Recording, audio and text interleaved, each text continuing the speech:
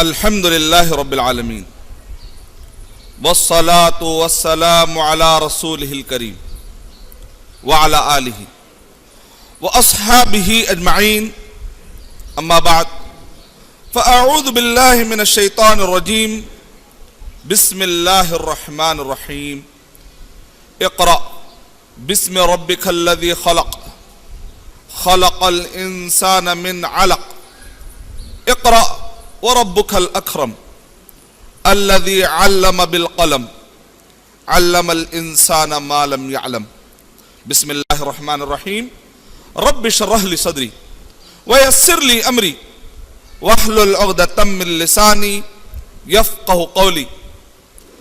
میں سب سے پہلے اللہ سبحانہ و تعالیٰ کا شکر بجا لاتے ہوئے بے پایا درود و سلامتی حضرت محمد مصطفیٰ صلی اللہ علیہ وسلم پر بھیجتے ہوئے آپ سب کا یہاں پر اسلامی طریقے سے استقبال کرتا ہوں.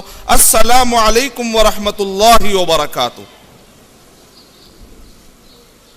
میں مبارکبادی پیش کرتا ہوں، دعا کرتا ہوں اس اسکول کے حق میں، پیس اسلامک انٹرنیشنل اسکول کے بانی، اس کے ذمہ داران، مینجمنٹ اور اس کے متعلقین اور سارے خیر خواہوں کے حق میں میں دعا کرتا ہوں کہ اللہ سبحانہ و تعالیٰ ان کو ثابت قدمی عطا فرمائے اور اللہ سبحانہ و تعالیٰ تقویت عطا فرمائے اور دنیا اور آخرت کی بھرپور کامیابیاں ان کے حق میں لکھ دے.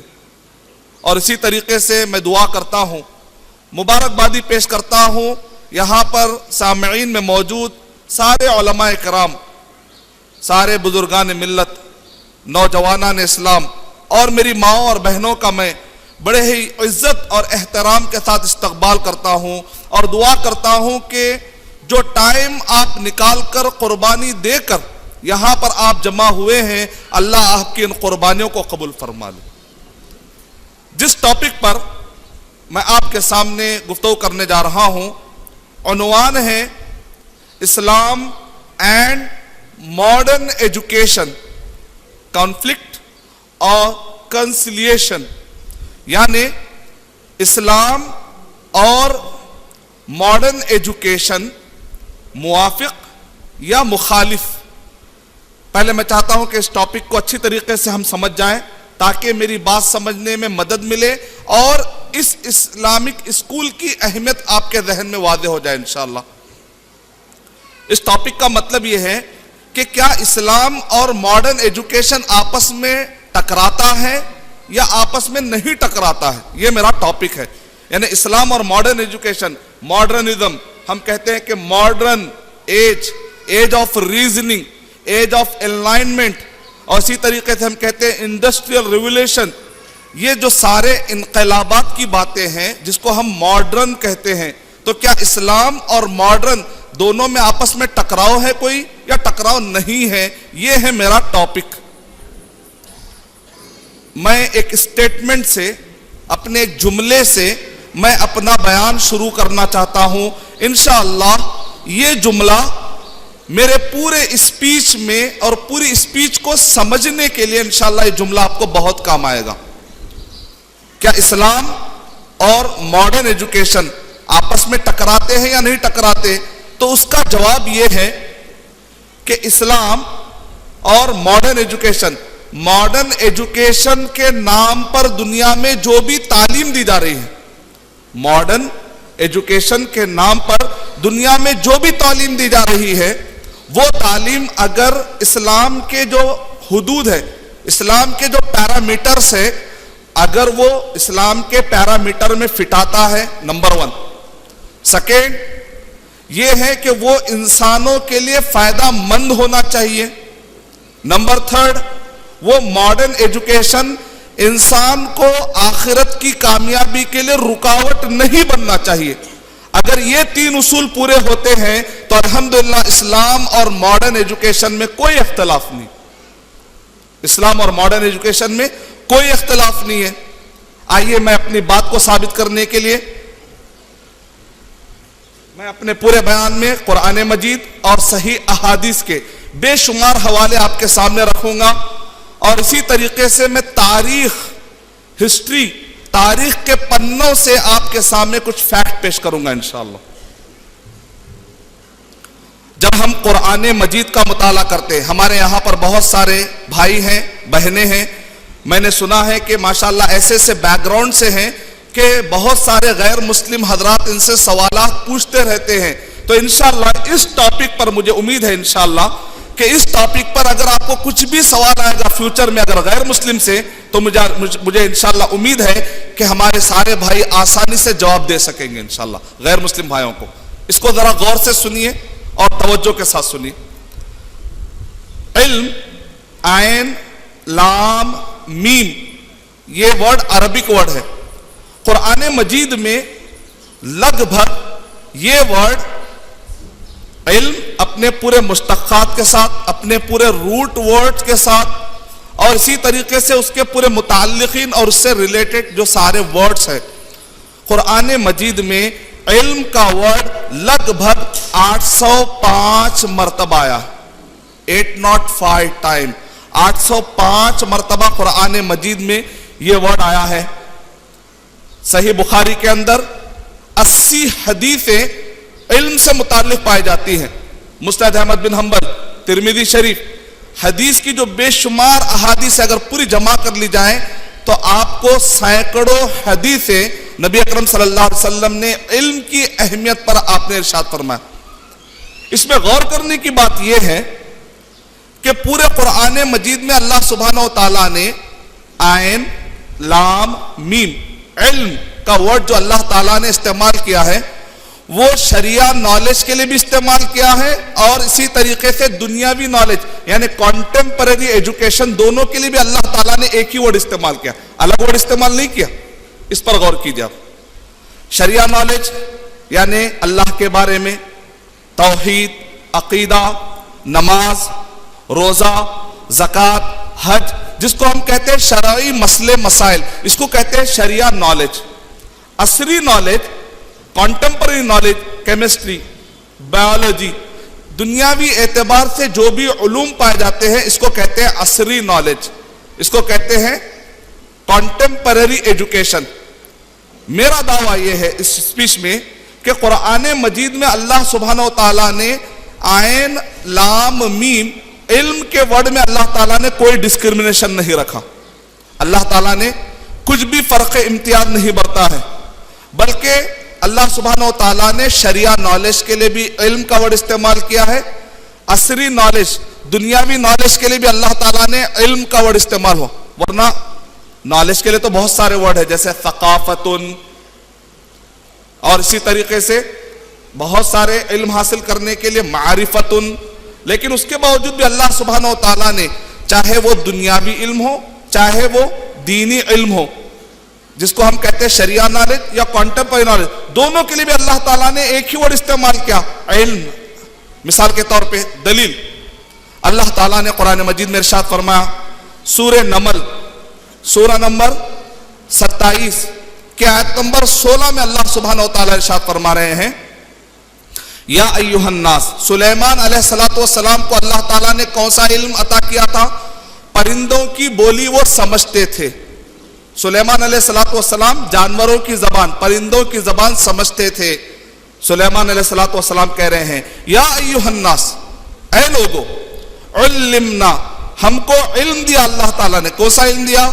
علمنا منطق الطیر، ہم کو اللہ تعالیٰ نے پرندوں کی بولی سکھلائی، اللہ تعالیٰ نے ہمیں پرندوں کی بولی کا علم عطا کیا۔ یہاں پر اللہ تعالیٰ نے عین لام میم استعمال کیا۔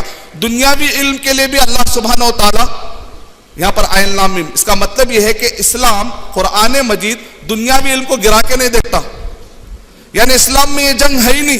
مثال کے طور پہ ہمارے جیسا ہم سوسائٹی میں دیکھتے ہیں، ارے فلاں کے گھر والے خالی ان کے پاس حافظ عالمات ہے، دنیا کے بارے میں کچھ بھی نہیں معلوم، بیچارے پاؤں موسیٰ آگے بھائی ذرا خیال کرو بھائی۔ یعنی لوگ کے دماغ میں یہ ہے کہ بھائی دنیا شرعی نالج یا اسلامک نالج یا عالم کورس کرانا مطلب بہت ترس کی نگاہ سے دیکھتے لوگ، بیچارے بھائی عالم کا کورس کر لے کے۔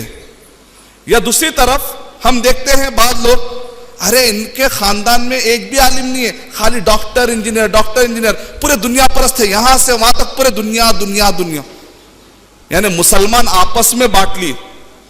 کوئی کہتا ہے کسی کے پاس، مسلمان کے پاس شریعہ نالج وہ ترس کی نگاہ سے دیکھتا ہے، کوئی دنیاوی نالج کو کہتا ہے دنیا داری ہے. لیکن قرآن مجید میں اللہ تعالیٰ نے کسی بھی نالج کو نہیں گرا. قرآن مجید میں اللہ تعالیٰ نے کسی بھی علم کو گرا کر نہیں دیکھا یہ دنیا داری ہے، ایسا قرآن مجید میں نہیں کہا. بلکہ اللہ تعالیٰ نے دونوں بھی علم کے لیے اللہ تعالیٰ نے ایک ہی ورڈ استعمال کیا، عین لام میم. اور سلیمان علیہ السلام کو اللہ تعالیٰ نے پرندوں کی بولی سکھائی، تو انہوں نے پرندوں کی بولی کے ذریعے سے کیا کام کیا؟ پرندہ آ کر ہدہد نے کہا، اے سلیمان علیہ السلام، آپ کے پڑوسی میں ایک عورت ہے اور وہ لوگ سورج کی پوجا کر رہے ہیں. تو پرندے کی بولی کو سمجھتے ہوئے انہوں نے انفارمیشن حاصل کی، اور اس انفارمیشن کے ذریعے سے انہوں نے یہاں تک کہ اتنی تبلیغ کی، یہاں تک کہ اتنی محنت کی، تحفے بھیجائے. آخری میں یہ ہوا کہ ملک سبا نے کہا لا الہ الا اللہ محمد الرسول اللہ. اس سے ہمیں کیا سبق ملا؟ آپ دنیا میں جو علم پڑھتے ہیں پڑھیے، جو بھی شریعت سے نہیں ٹکراتا، اسلام وہ سارے علم کو انکریج کرتا ہے، لیکن اس علم کا مقصد آخری میں یہ ہونا چاہیے کہ اس کے ذریعے سے اللہ کی تعریف بلند ہو، اس کے ذریعے سے اسلام کا بول بالا ہونا چاہیے. جیسا کہ سلیمان علیہ السلام نے پرندوں کی بولی سیکھ کر انہوں نے اسلام کی تبلیغ کا کام کیا. قرآن مجید پڑھتے ہیں آپ کو میں اور ایک دلیل دیتا ہوں کہ جہاں پر اللہ تعالیٰ نے دنیاوی علم کو گرا کر نہیں، بلکہ اللہ تعالیٰ نے کہا یہ تو احسان والا علم ہے. دنیاوی علم کو اللہ تعالیٰ کہہ رہا ہے ہم نے ان کو دیا. جیسے کہ مثال کے طور پر سورہ انبیاء سورہ نمبر 21 کی آیت نمبر 80 میں اللہ تعالیٰ کہہ رہے ہیں داؤد علیہ السلام کو اللہ تعالیٰ نے کون سا علم دیا؟ وَعَلَّمْنَاهُ صَنْعَةَ لَبُوسٍ لَكُمْ. غور کیجئے آپ، یہاں پر اللہ تعالیٰ نے پھر عین لام میم کا ورڈ استعمال کیا، علمناہ، ہم نے سکھایا. ابن کثیر رحمت اللہ علیہ کہہ رہے ہیں یہ اللہ تعالیٰ یہ جو سٹائل ہے کہ ہم نے سکھایا، مطلب یہ ہے کہ ہم احسان جتلا رہے ہیں، اللہ تعالیٰ فخر کر رہے ہیں ہم نے دنیاوی علم سکھایا تو کوئی غلط کام نہیں کیا، بلکہ انسانوں کے لیے فائدہ مند علم سیکھنا چاہیے. وَعَلَّمْنَاهُ، ہم نے داؤد علیہ السلام کو لوہے کی زرہ بنانے کا علم عطا کیا. اگر کوئی آدمی زیادہ دیندار ہے جو قرآن مجید کے مطابق دیندار نہیں ہے تو کیا کہے گا؟ نبی ہو کے لوہے کی زرہ بنا رہے، کیا ٹائم ویسٹ کر رہے ہیں آپ کو تبلیغ کرنا چاہیے، آپ دین کا کام کریے. یہ سب کیا کر رہے ہیں آپ؟ جیسے آج کے پاس ہمارے پاس ہوتے بہت سارے دیندار اگر کچھ بھی تجارت کر رہے ہیں تو ہمارے لوگ کیا بولتے؟ ٹائم ویسٹ کر رہے ہیں مول صاحب، جا کے مسجد میں اللہ اللہ کرو مول صاحب. یہ سب کیا ہے؟ بازار میں بزنس اچھا نہیں تھا. یعنی داؤد علیہ السلام لوہے کی زرہ بنا رہے تو اس کے لیے ٹائم لگتا. اللہ تعالیٰ اس کو ٹائم کو ویسٹ نہیں کر رہے ہیں، ہر فائدہ مند علم کو اللہ تعالیٰ ابھار رہے ہیں قرآن مجید. سلیمان علیہ السلام پرندوں کی بولی سیکھ رہے ہیں. اگر ہمارے جیسے لوگ ہوتے تو بولتے انسانوں کی بولی سمجھو مول صاحب، کیا پرندوں کی بولی کے پیچھے پڑے ہوئے ٹائم ویسٹ کر رہے ہیں آپ. اسلام ویسا نہیں ہے. اسلام کیا ہے؟ کمپلیٹ وے آف لائف ہے. اسلام مکمل زندگی، اسلام فطرت کے مطابق ہے، اسلام پریکٹیکل سولوشن دیتا ہے. ہمارے ٹائپ کا اسلام نہیں ہے. اسلام وہ ہے جو قرآن اور صحیح حدیث میں. مسلمان کی جو تھنکنگ ہے وہ خراب ہوتی ہے. مسلمان اگر آپس میں ایک علم کو گراتے ہیں، ایک علم کو چڑھاتے ہیں تو یہ پرابلم مسلمانوں کا، اسلام کا نہیں. اسلام میں بہت ہی کرسٹل کلیئر ہے. قرآن مجید میں اللہ تعالیٰ نے یہ نہیں کہا شرعی علم حاصل کرو، عصری علم حاصل کرو. قرآن مجید میں یہ تعلیم نہیں ملتی. قرآن مجید میں کیا تعلیم ملتی ہے؟ صحیح حدیث میں کیا تعلیم ملتی ہے؟ علم نافع حاصل کرو، نفع والا علم، فائدہ مند. اللہم انی اسألک علما نافعا. تو ہمیں قرآن مجید میں جو اصل وجدہ اسلام میں شرعی علم، عصری علم، ماڈرن ایجوکیشن، ریلیجس ایجوکیشن، اس کی کوئی جنگ ہے ہی نہیں اسلام میں. اسلام میں اصل چیز کیا ہے؟ علم نافع. علم نافع. اللہم انی اسألک علما نافعا. آپ ڈاکٹر ہیں، آپ انجینئر ہیں، آپ پروفیشنل گریجویٹ ہیں، آپ اپنے تعلیم میں فن میں ماہر ہیں آپ، لیکن اگر آپ اس فن کو، اس تعلیم کو اگر آپ اللہ کی خوشنودی کے لیے استعمال کر رہے ہیں، لوگوں کو فائدہ پہنچا رہے ہیں، تو آپ کا علم کیا ہو گیا؟ علم نافع ہو گیا، فائدہ مند علم ہو گیا۔ اس کا مطلب اخلاق ہے ہم کو اللہ تعالیٰ نے اللہم انی اسألک علما شرعیا، اللہم انی اسألک علما عصریا، یہ دعا نہیں سکھا رہے، اللہم انی اسألک علما نافعا، کہ اے اللہ میں تجھ سے فائدہ مند علم مانگتا ہوں۔ مثال کے طور پہ اگر ایک عالم ہے، وہ عالم بن چکا ہے، لیکن اس کے باوجود بھی اس کے دل سے تکبر نہیں نکلا، ریاکاری نہیں نکلی، تو ہم کہیں گے یہ عالم صاحب کے پاس شریعت کا تو علم ہے لیکن فائدہ مند علم نہیں، علم نافع نہیں ہے ان کا، کیونکہ نافع علم کیا کرتا ہے؟ آدمی کو تکبر سے باہر کرتا ہے۔ اسی طریقے سے اگر کوئی ڈاکٹر ہے، اگر کوئی انجینئر ہے، اگر کوئی فن میں ماہر ہے، اگر پرنسپل ہے، لیکن وہ آدمی صرف دنیا کمانے کے لیے اس کو استعمال کر رہا ہے، تو ہم کہیں گے اس آدمی کے پاس عصری علم ہے، علم نفع والا نہیں۔ اسلام علم نفع کو، نافع کو پسند کرتا ہے، نافع لنفسک، وہ علم تمہارے لیے فائدہ مند ہونا چاہیے، وَنَافِعُ لِغَيْرِكَ، وہ علم دوسروں کو بھی فائدہ پہنچانا چاہیے، وَنَافِعُ لَكَ وَلِغَيْرِكَ فِي الدُّنْيَا وَالْآخِرَةِ، آپ کو دنیا میں بھی فائدہ پہنچانا چاہیے، آپ کو آخرت میں بھی فائدہ پہنچانا چاہیے۔ اسلام اس علم کو ابھارتا ہے۔ آپ جو فیلڈ میں بھی رہیں، اس فیلڈ کے ذریعے سے اگر آپ کی نیت اچھی ہے تو آپ کو اجر مل سکتا ہے۔ مثال، سلمان فارسی رضی اللہ تعالی عنہ نے خندق کے موقع پر نبی اکرم صلی اللہ علیہ وسلم کو انہوں نے مشورہ دیا۔ کیا مشورہ دیا؟ اے نبی اکرم صلی اللہ علیہ وسلم، مدینے پر لوگ حملہ کر رہے ہیں، تو ایسے وقت پر ہم آگے نہیں جائیں گے، ہم مدینے میں رہیں گے، مدینے کے اطراف میں خندق کھود دیں گے۔ سلمان فارسی رضی اللہ تعالیٰ عنہ کو علم تھا اس بارے میں کہ خندقیں کھودنے سے کیسے ہم ڈیفنس میں مضبوط ہو جائیں گے، نتیجے میں ہم دشمن سے اپنے آپ کا بچاؤ کر سکتے ہیں۔ نبی اکرم صلی اللہ علیہ وسلم نے اس مشورے کو قبول فرما لیا۔ اب کیا سلمان فارسی رضی اللہ تعالیٰ عنہ کو اس دنیاوی علم کی وجہ سے نیکی ملے گی؟ نہیں ملے گی؟ ملے گی، ضرور ملے گی، کیونکہ اللہ کو خوش کرنے کے لیے جو بھی کام کیا جاتا ہے نیکی والا کام۔ ہم یہ نہیں کہیں گے صرف یہ دنیاوی علم ہے، ایسا نہیں کہیں گے، یہ دنیاوی علم سے بھی ایک آدمی اللہ کی خوشنودی حاصل کر سکتا ہے، اور شرعی علم سے بھی آدمی جہنم چلا جا سکتا ہے اگر وہ تکبر کی بنیاد پر ہو۔ اسی لیے ہمیشہ دعا مانگنا چاہیے، اللہم انی اسألک علما نافعا، کہ اللہ میں تجھ سے نفع والا علم، فائدہ مند علم تجھ سے میں مانگتا ہوں۔ اور اسی طریقے سے ایک آدمی سے پوچھا گیا، تم نے کھڑکی کیوں لگائی؟ تو اس نے کہا میں نے کھڑکی اس لیے لگائی تاکہ مجھے اذا آئے۔ دوسرے آدمی سے پوچھا گیا، آپ نے کھڑکی کیوں لگائی؟ تو اس آدمی نے کہا ہوا اچھی آنا۔ تو کہا کہ جو پہلا آدمی ہے اس نے کیا کہا؟ کھڑکی میں اس لیے لگایا تاکہ مجھے اذا کلیئر سنائی دے۔ تو کہا اس کو ثواب بھی ملا، فری میں ہوا بھی ملی۔ اور دوسرے آدمی کو خالی ہوا ملی، ثواب کچھ بھی نہیں ملا، کیونکہ اس کی نیت کیا تھی؟ خالی ہوا کھانے کی تھی۔ پہلے والی کی نیت کیا تھی؟ ہوا کے ساتھ ساتھ اللہ کو خوش کرنا بھی تھا۔ دنیا کے سارے کام جو بھی قرآن اور حدیث سے ثابت ہے، قرآن حدیث سے نہیں ٹکراتے، اگر آپ اس کے اندر ثواب کی نیت کرتے ہیں تو ایسے وقت پر شریعت سے نہ ٹکرانے والے سارے کاموں کے اندر آپ کو ثواب ملے گا، مباح کاموں میں آپ کو ثواب ملے گا۔ اب آئیے میں آپ کو اور اس کے اندر تھوڑا سا گہرائی میں لے جاتا ہوں، تھوڑا سا بات سمجھنے کی کہ اسلام آپ کو کون سے علم پر ابھارتا ہے؟ شریعہ نالج، اسلام اینڈ ماڈرن ایجوکیشن، کانفلکٹ اور کنسیلیشن۔ تو ہمارا جواب یہ ہے، اگر اس سینس میں دیکھا جائے تو اسلام اور ماڈرن ایجوکیشن میں کوئی بھی اختلاف نہیں ہے۔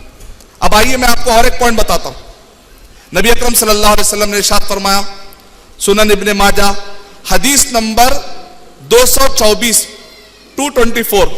نبی اکرم صلی اللہ علیہ وسلم نے ارشاد فرمایا، طلب العلم فریضۃ علی کل مسلم، ہر مسلمان پر چاہے وہ مرد ہو چاہے عورت ہو، علم حاصل کرنا فرض ہے، علم حاصل کرنا فرض ہے۔ اب لوگ پوچھتے بھائی مول صاحب یہاں پر جو علم ہے نا، یہ عالم کورس والا علم ہے یا ڈاکٹر میڈیسن والا بھی علم ہے؟ کون سا علم حاصل کرنا فرض ہے؟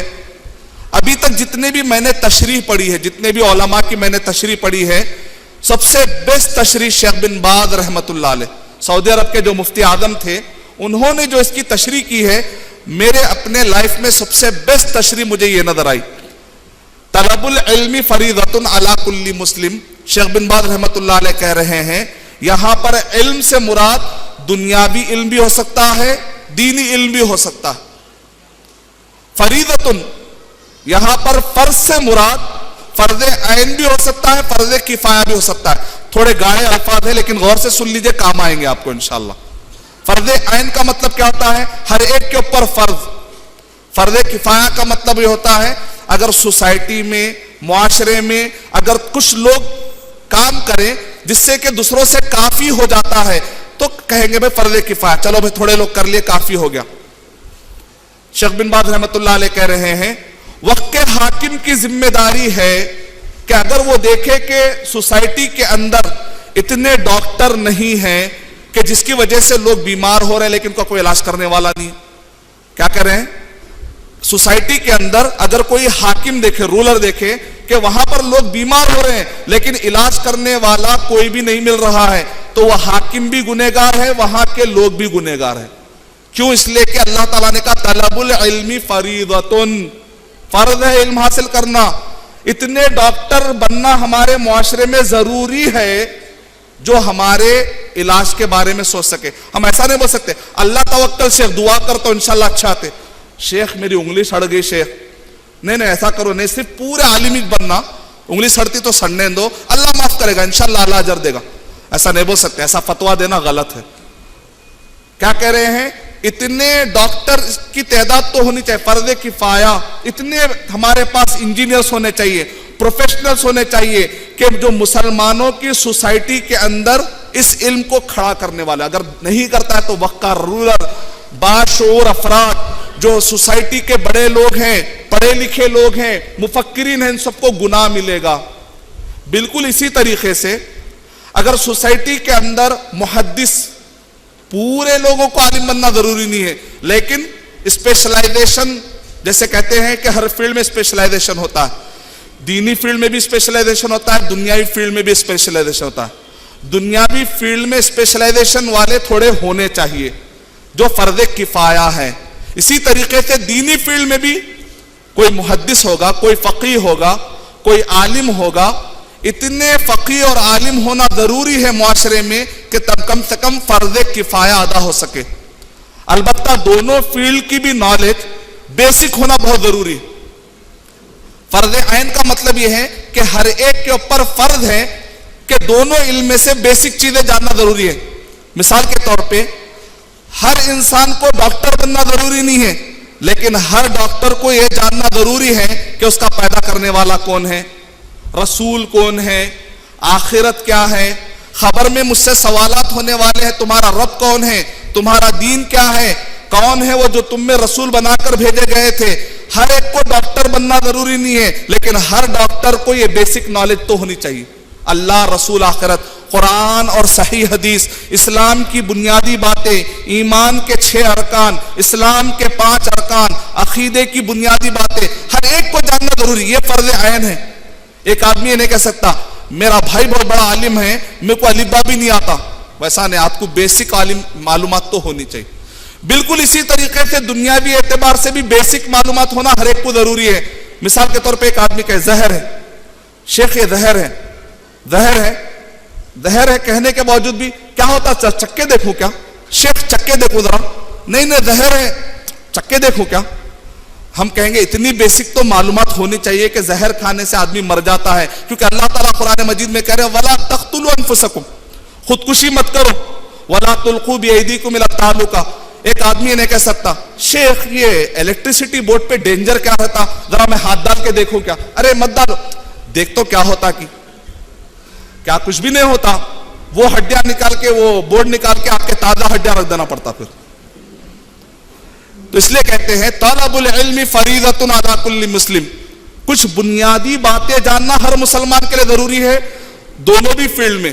اور دونوں فیلڈ میں مسلمانوں کے پاس وقت کے حاکم کی ذمہ داری ہے دینی اور دنیاوی تعلیم دونوں میں بھی اسپیشلائزیشن والی ایک ٹیم ہونا ضروری ہے. اگر یہ نہیں ہوتا ہے تو پورا معاشرہ گنہگار ہو جائے گا. اللہ حفاظت فرمائے. اس سے کیا پوائنٹ ملا؟ اس سے ایسے اسکولوں کی اہمیت نکل کر آئی. آج کیا ہو رہا ہے میں انشاءاللہ آپ کو بتاؤں گا. اب جو میرا ٹاپک ہے اسلام اینڈ ماڈرن ایجوکیشن، کانفلکٹ اور کنسیلیشن. اب یہ ماڈرن ہے کیا، پہلے یہ سمجھیں گے تو آپ کو ماڈرن ایجوکیشن کی مطلب اہمیت کیا ہے اور مسلمانوں کا اس کے اندر کنٹریبیوشن کیا ہے. قرآن مجید جب اس میں اتنا ابھارتا ہے تو پھر مسلمان اس میں پیچھے ہیں یا آگے ہیں، آج انشاءاللہ ڈیسائیڈ کر کے اٹھیں گے انشاءاللہ. ابھی اس ٹاک میں انشاءاللہ ہم مسلمان اس میں آگے ہیں یا پیچھے ہیں یہ ڈیسائیڈ کر کے اٹھیں گے انشاءاللہ. ماڈرن کا مطلب کیا ہے، آپ کو تھوڑا تاریخ یاد رکھنا پڑے گا. تاریخ غور سے سنیے، میں تاریخ بولنے والا ہوں آپ کو. نبی اکرم صلی اللہ علیہ وسلم جو دنیا سے گزر گئے تو اس وقت پر نبی اکرم صلی اللہ علیہ وسلم جو عیسوی اعتبار سے کرسچن ایرا کے مطابق 632 میں، اس کے بعد خلافت راشدہ کا دور ہے. 661 میں خلفائے راشدین، جو 5 خلفائے راشدین ہیں. اکثر ہمارے پاس کیا ہے، صرف 4 خلفائے راشدین کا ہم دیتے ہیں. 5 حضرت ابوبکر صدیق رضی اللہ تعالیٰ عنہ، حضرت عمر فاروق رضی اللہ تعالیٰ عنہ، حضرت عثمان رضی اللہ تعالیٰ عنہ، حضرت علی رضی اللہ تعالیٰ عنہ، حضرت حسن رضی اللہ تعالیٰ عنہ. یہ جو دور ختم ہوا اس کے بعد آیا بنو امیہ کا زمانہ. بنو امیہ کا زمانہ جا کر ختم ہوتا ہے 750 میں، 750 میں. 750 سے لے کر بنو عباسیہ کا زمانہ ہے. یہ اصل پیریڈ ہے سمجھنے کا. 750 سے لے کر 1453 میں بنو عباسیہ کولیپس ہوتی ہے، گر جاتی ہے. 1452 یہ وہ تاریخ ہے جہاں سے ماڈرنزم کا ورڈ شروع ہوتا.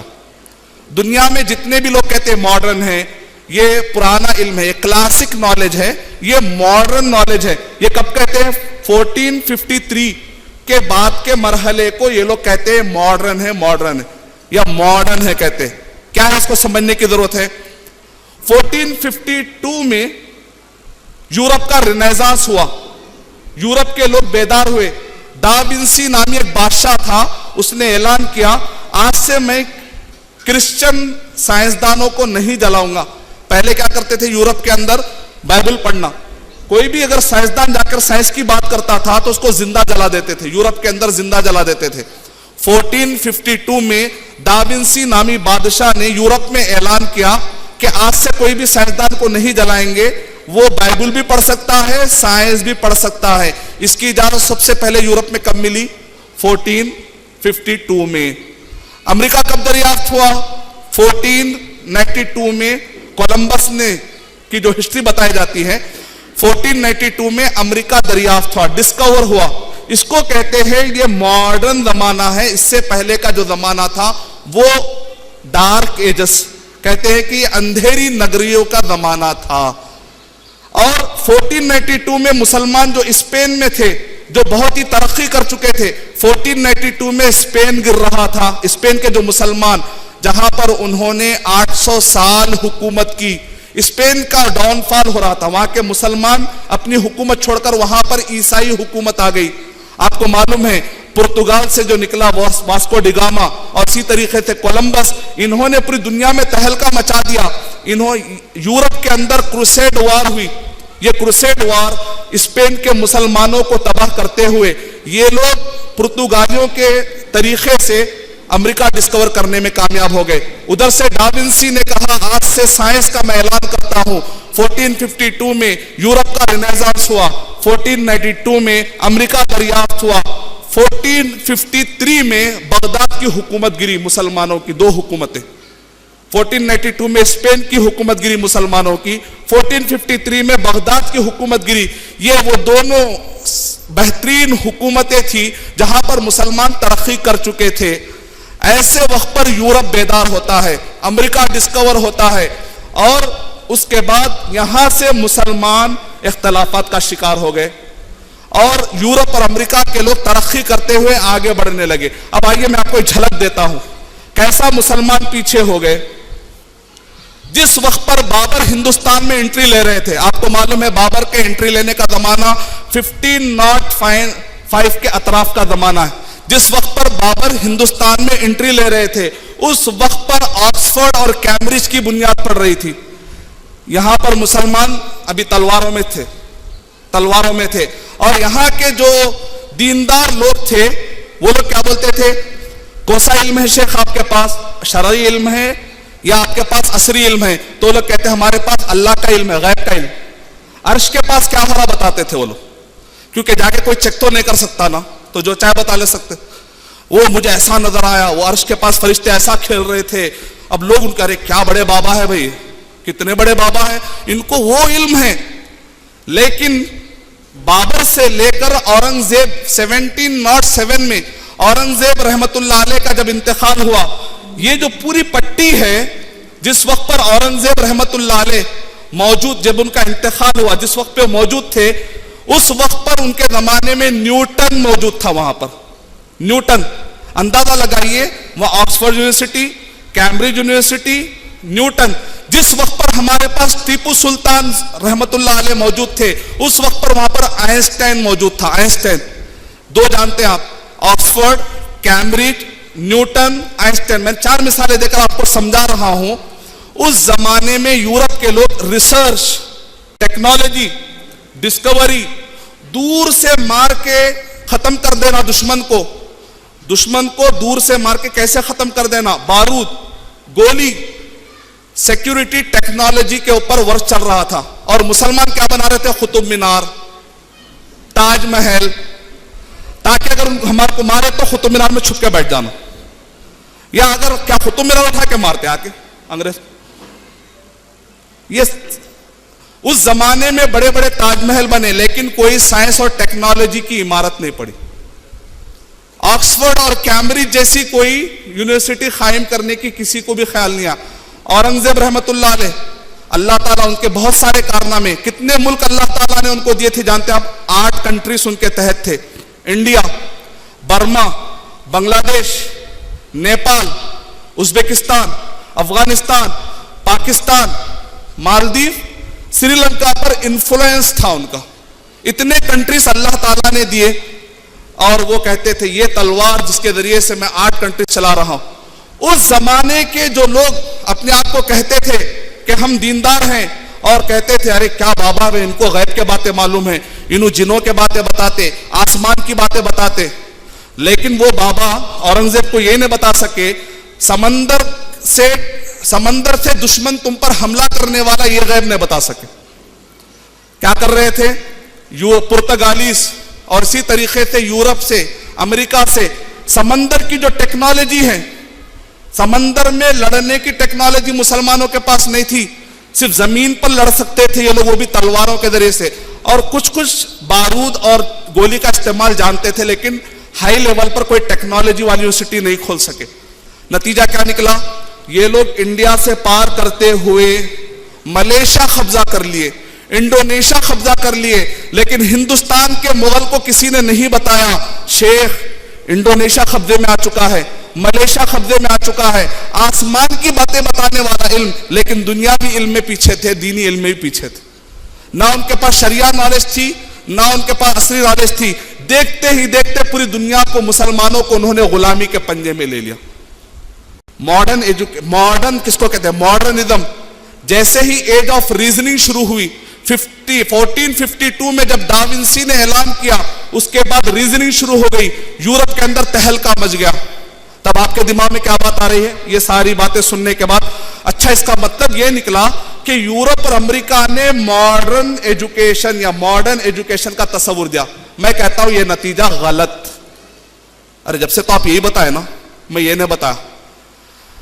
یورپ اور امریکہ کے لوگوں نے ماڈرن کے نام پر ہسٹری آپ کو یہ بتائی ہے، لیکن اس ماڈرن ایجوکیشن کی بنیاد رکھنے والے کسان کون تھے؟ اب آئیے ذرا میں اس کی طرف جاتا ہوں، پیچھے کی طرف. ہمارے جتنے بھی یہاں پر نوجوان ہیں ان سے پوچھیں گے کہ بھائی ماڈرن ایج سے پہلے کیا زمانہ تھا؟ تو سارے ہمارے 9th کلاس اور 10th کلاس میں کیا بچے پڑھتے ہیں؟ ڈارک ایجز پڑھتے. وہ ڈارک ایجز یورپ اور امریکہ کے لیے تھا، مسلمانوں کے لیے وہ گولڈن ایجز تھا. وہ زمانہ مسلمانوں کے لیے گولڈن ایجز تھا.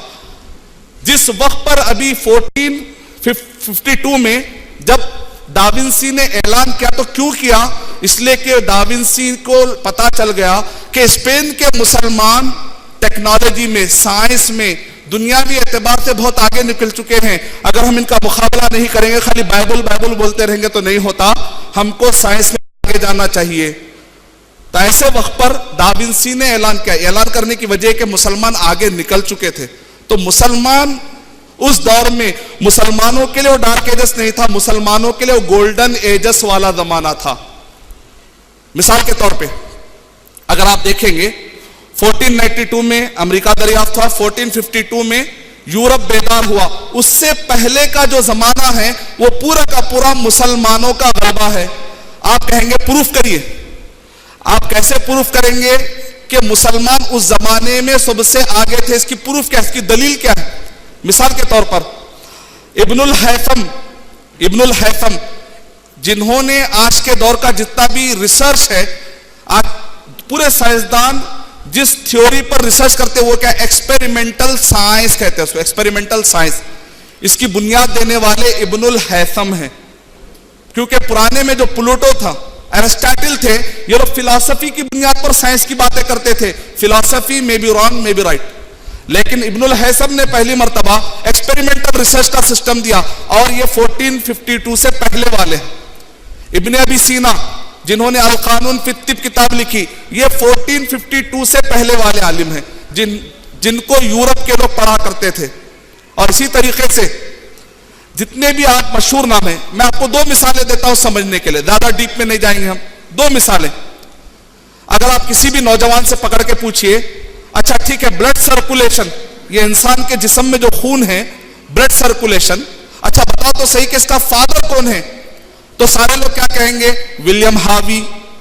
آپ کسی سے پوچھیں گے تو لوگ کیا بولیں گے؟ ولیم ہاوی.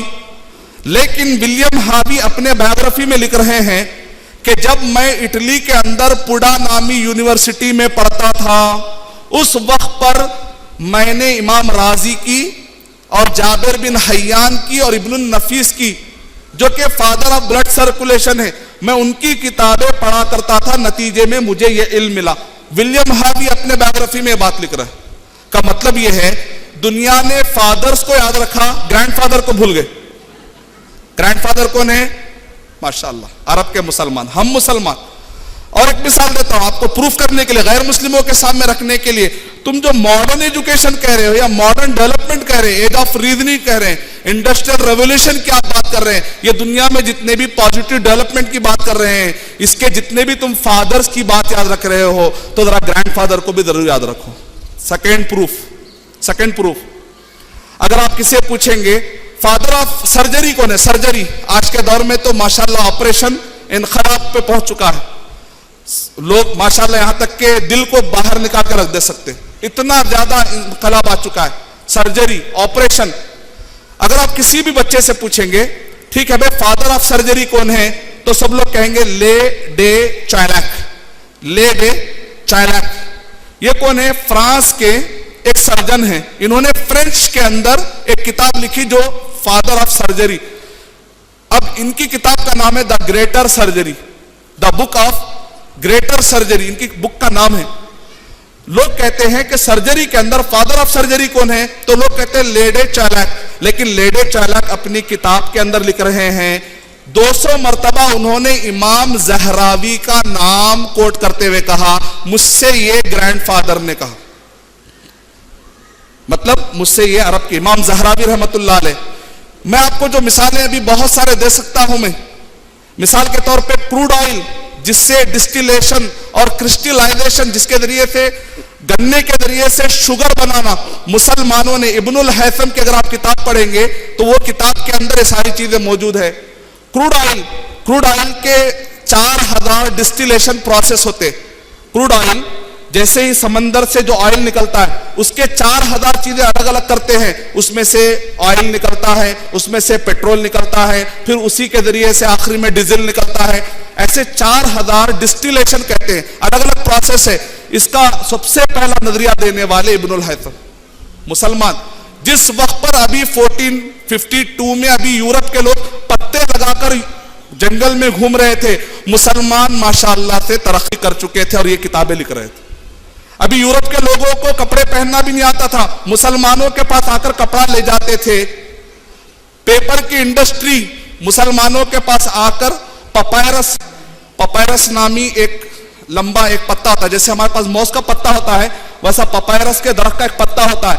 یہ پتے کو اگر دھوپ میں سکھا دے تو ایگزیکٹ پیپر بن جاتا, اس کے اوپر اگر سیاہی لکھ دیں گے تو وہ پورا جذب کرنا شروع کر دیتا.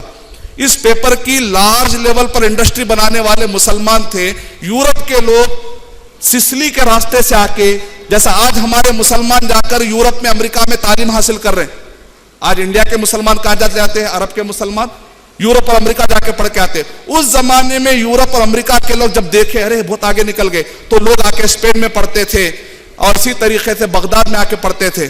لیکن ہوا کیا, انہوں نے ٹرانسلیشن کیا. سسلی, اگر آپ جا کر ماریں گے انٹرنیٹ پہ SICLY, سسلی اگر آپ ماریں گے تو کہتے ہیں یہ وہ مقام ہے جہاں پر لیٹن لینگویج اٹلی, جرمنی, فرانس, اس لینگویج میں عربی زبان سے ٹرانسلیشن کی کمپنیاں بنائی گئی تھی. اور یہ لوگ کیا کرتے تھے, مسلمانوں کے 1,00,000 والیوم, جب اسپین گرا تو وہاں پر کتنے والیوم پائے جاتے تھے, سائنس کے اوپر 1,00,000 والیوم پائے جاتے تھے. اس کا ٹرانسلیشن کرنے کے لیے سسلی کے اندر یورپ اور امریکہ کے لوگوں نے ٹرانسلیشن ڈپارٹمنٹ بنائے تھے. نتیجے میں پورا کا پورا ان ٹرانسلیٹ کرتے ہوئے اس کے بعد یہ لوگ ترقی میں گئے.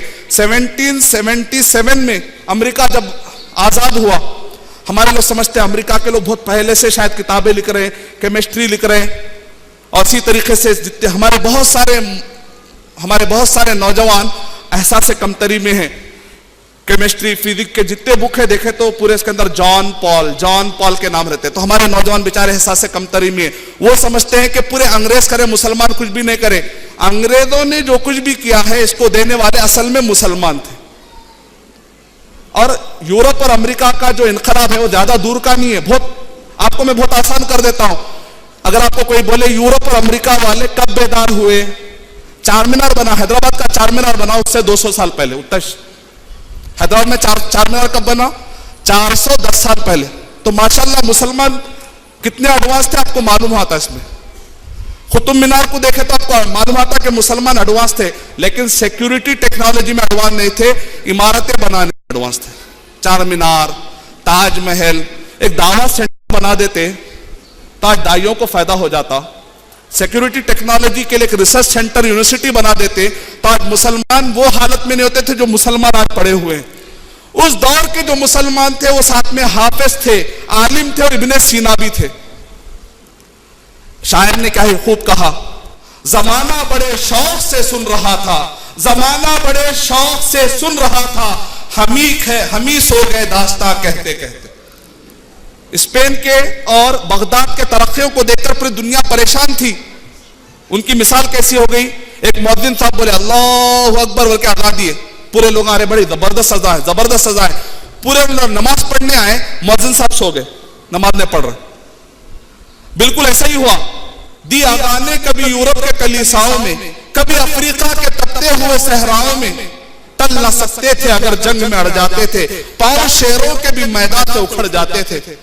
علامہ اقبال رحمت اللہ علیہ کہہ رہے, کبھی اے نوجوان مسلم تدبر بھی کیا تو نے, وہ کیا گردو تھا تو جس کا ہے ایک ٹوٹا ہوا تارا, حکومت کا تو کیا رونا, وہ ایک عارضی شے تھی, نہیں قدرت کے آئینے مسلم سے کوئی چارہ, مگر وہ علم کے موتی کتابیں اپنے آبا کی, جنہیں یورپ میں دیکھے تو دل ہوتا ہے سپارہ.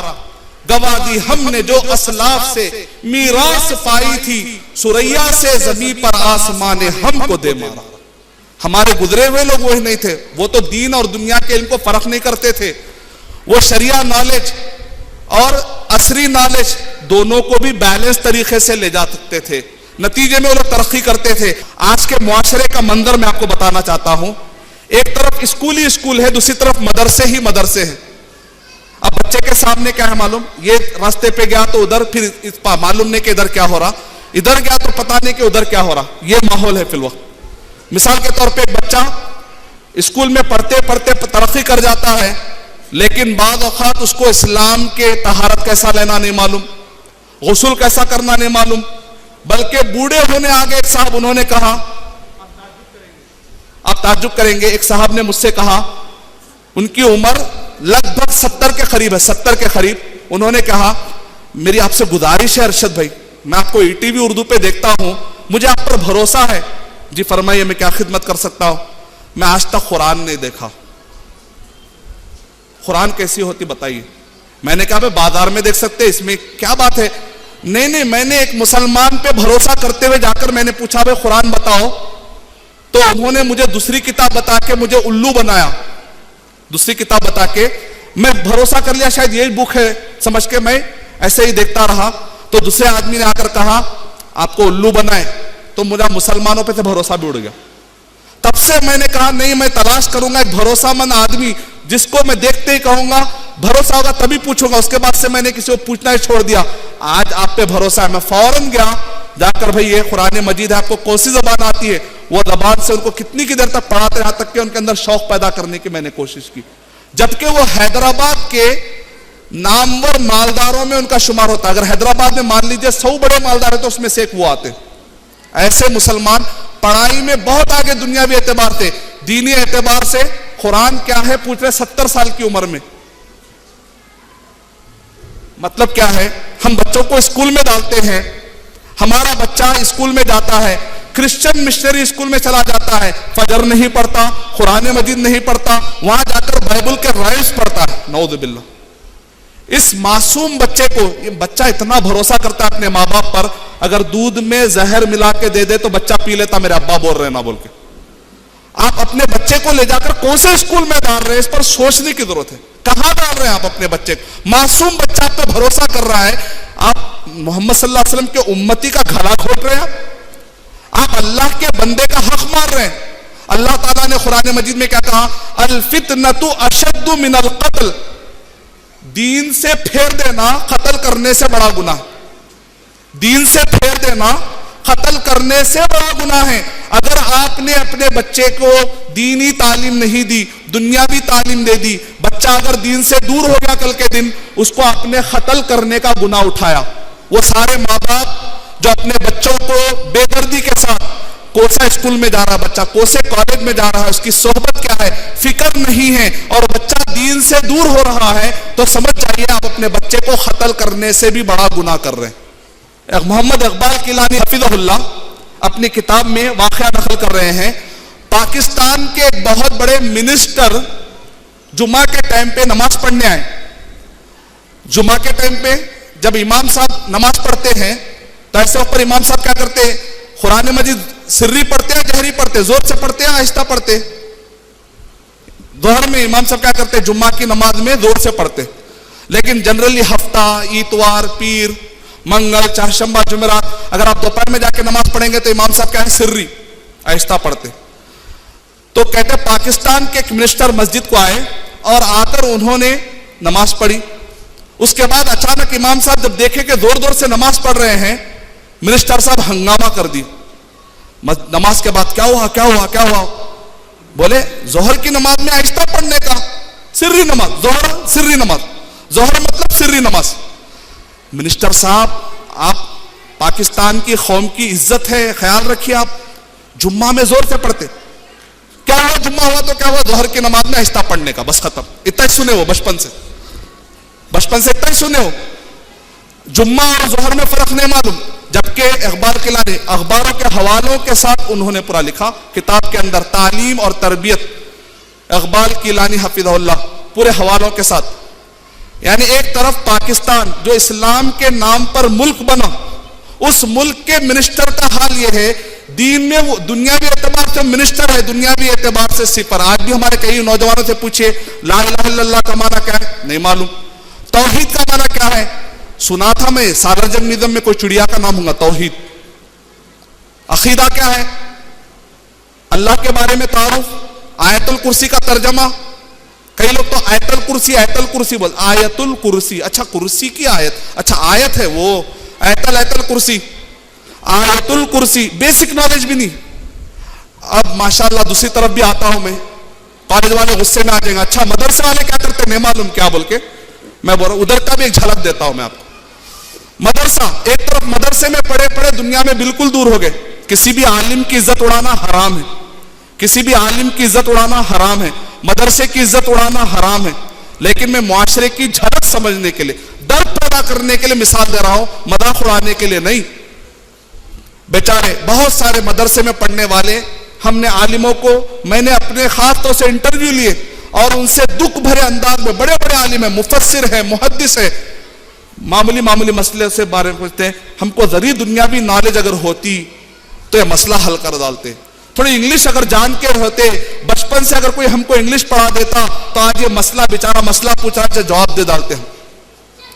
کئی مفتی حضرات پریشان ہیں، آج ان کو جواب دینے کے لیے مشکلات ہو رہی، کیونکہ وہ زمانہ کہاں جا رہا ہے، کیا مسائل ہیں ان کو بیچارے کو معلوم ہی نہیں ہے، تو جواب کیسے دیں گے؟ مثال، ایک آدمی آیا، آ کر کہا شیخ میں نے ان سے پوچھا کال سینٹر میں جاب کر سکتے کیا؟ کال سینٹر میں عام آدمی سے اگر آپ پوچھیں گے، اسکول کے بچے سے پوچھیں گے، کالج کے بچے سے پوچھیں گے، جنرلی جان لیتے ہیں، لیکن بیچارے صاحب نے کہا ایس ٹی ڈی بوتھ لگا سکتے، ایس ٹی ڈی بوتھ لگا سکتے۔ کال سینٹر کا مطلب وہ کیا سمجھے؟ S T D both. انہوں نے کہا شیخ میرا بھروسہ اڑ گیا مفتی صاحب پہ، انہوں کال سینٹر اور ایس ٹی ڈی بوتھ میں فرق نہیں کر رہے۔ آج کا نوجوان عالموں کی عزت نہیں کرنا چاہتا، کیونکہ میں ایم بی اے کیا ہوں، میں نوجوانوں کے ساتھ اٹھتا بیٹھتا ہوں۔ آج کے معاشرے کے جتنے بھی گیا گزرا مسلمان ہیں، شراب پینے والا بھی عالم بولے تو عزت کرتا، داڑھی دیکھتے ٹوپی لگا دے، عالموں کی عزت نہیں، عالموں کی بہت عزت ہے۔ اب سعودی عرب میں اگر آپ دیکھتے ہیں تو وہاں پر کوارڈینیشن ہے علماء کے درمیان اور سائنسدانوں کے درمیان اور اسی سائنٹسٹ کے درمیان، لیکن ہندوستان کے اندر ایسا کوئی سسٹم نہیں ہے، نہ کوئی حکومت ہے، نہ کوئی رولر ہے یہاں پر۔ ایسے وقت پر کم سے کم ایسے اسلامی اسکول ہونے چاہیے، ایسے اسلامی اسکول ہونے چاہیے جہاں پر بچے کو عربی مل جائے، حفظ قرآن مل جائے، کیمسٹری فزکس کے سارے بنیادی چیزیں مل جائے۔ اس کے بعد جب بچہ 10th کر لیتا ہے تو اس کے بعد اس کو دو راستے ملتے ہیں، عمر آباد جا کے 10th کے بعد عالم کر سکتا ہے، مدینہ جا کے عالم کورس کر سکتا ہے۔ الغرض میرا پیغام بہت ہی واضح ہے کہ ہم ایک طرف مدرسے میں ڈال دیں گے تو آج کے ماں باپ گھبرائے ہوئے ہیں کہ دنیاوی اعتبار سے میرے بچے کا کیا ہوگا، اگر دنیاوی اسکول میں ڈالتے ہیں تو ماں باپ کو گھبراہٹ ہو رہی ہے میرا بچہ دینی اعتبار سے کہاں جائے گا۔ ایسے وقت پر اگر ایسے اسکول قائم ہو جائیں گے تو انشاءاللہ بہت بڑی نعمت ہے۔ یہاں پر ایک مسئلہ آ سکتا ہے، خاص طور سے دیندار حضرات کہیں گے یہ اگر اسکول آ جائیں گے تو ہمارے مدرسے عمر آباد کے جیسے عالم نہیں نکلیں گے، یہ بچے کبھی کیمسٹری پڑھیں گے، کبھی قرآن پڑھیں گے، نہ آدھے ادھر کے نہ آدھے ادھر کے، ایسے ہو جائیں گے۔ غلط فہمی ہے یہ۔ اس کی وجہ ہے کہ بچہ جب 10th کرتا ہے تو اس کی عمر کیا ہوتی ہے؟ 14-15۔ اس کے بعد ابھی عمر ہے، عمر آباد میں عالم کورس کرنے کے لیے بچہ آتا ہے 15 سال کی عمر میں، 10th کرنے کے بعد ہی آتا ہے۔ دنیاوی اعتبار سے 10th کر کے آنے کے بجائے اگر بیسک اسلامک اسکول سے اگر 10th کر کے آ جائے گا، فاؤنڈیشن اور کنکریٹ ہو جائے گا۔ 10th میں پہنچنے کے بعد بچے کو آپ دیکھیں گے، اگر یہ بچہ عالم بننے کا شوقین ہے تو آپ کہیں گے بھائی آپ عالم کورس میں چلے جائیے۔ اگر یہ بچہ نے ڈاکٹر بننا چاہ رہا ہے تو اس کے بعد انٹر کراتے ہوئے آپ ڈاکٹر کے پاس بھی وہ لائن پہ بھی لے آ سکتے ہیں۔ تو بچے کو دونوں بنیادیں مل گئے، اگر ڈاکٹر بھی بنے گا تو 10 سال اس نے بیسک بنیادی شرعی تعلیم لے لی ہے۔ اگر وہ کل کے دن عالم بنا ہے، وہ فزکس کیمسٹری کے بیسک چیزیں جان چکا ہے تو انشاءاللہ فتویٰ دینے میں اس کو آسانی ہوگی۔ امید کرتا ہوں اسلام اور ماڈرن ایجوکیشن، کانفلکٹ اور کنسلیشن پر جتنے سوالات آ سکتے ہیں میں نے اس کے جوابات دینے کی کوشش کی۔ میں اللہ تعالیٰ سے دعا کرتا ہوں کہ اللہ سبحانہ و تعالیٰ ہمارے علم میں برکت عطا فرمائے، عمل میں برکت عطا فرمائے، دعوت اور صبر میں برکت عطا فرمائے۔ آمین وآخر دعوانا الحمدللہ۔